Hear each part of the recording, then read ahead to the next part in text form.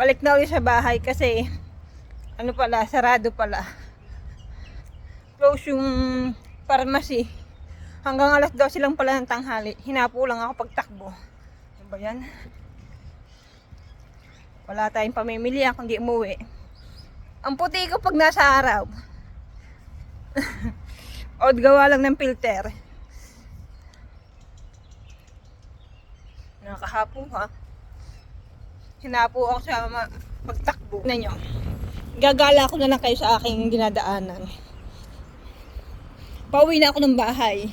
Kasi kanina hindi ako pag-video. Gawa ng tumatakbo ako. Hinahabol ko yung oras. Kaya lang late pa rin ako. Hanggang alas 12 lang pala. Akala ko hanggang alauna.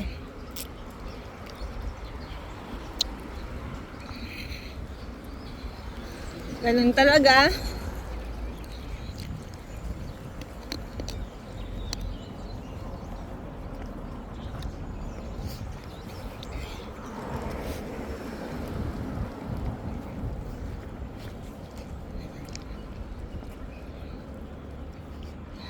Kaya uwi na tayo. Wala eh. Sarado na.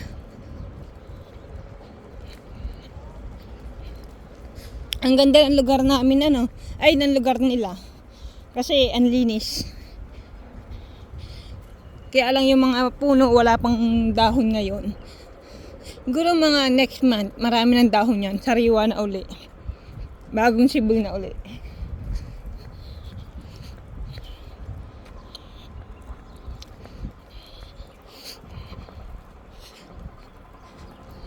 Tiyaga lang talaga.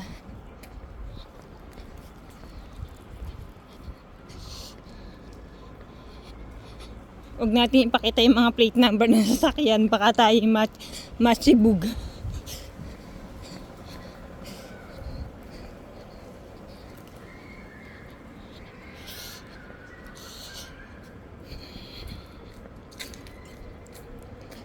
Dito tingnan nyo. Ang linis. Walang marites dito. Hindi dito uso ang marites. Ang uso dito ay Pilipino lang yata ang marites dito eh. Opa! Takbo tayo kasi may sasakyan.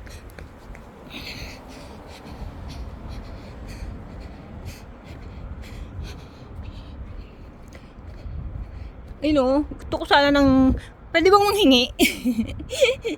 Ayun, ang daming sinturis. Kung nasa aming bahay yan, hinungkit ko na yan, inakyat ko na. Wala eh. Nasa daan, tapos nasa second floor pa.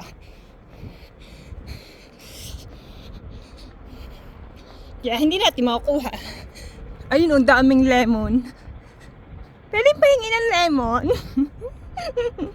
Ang dami. Sarap niya sa sinigang.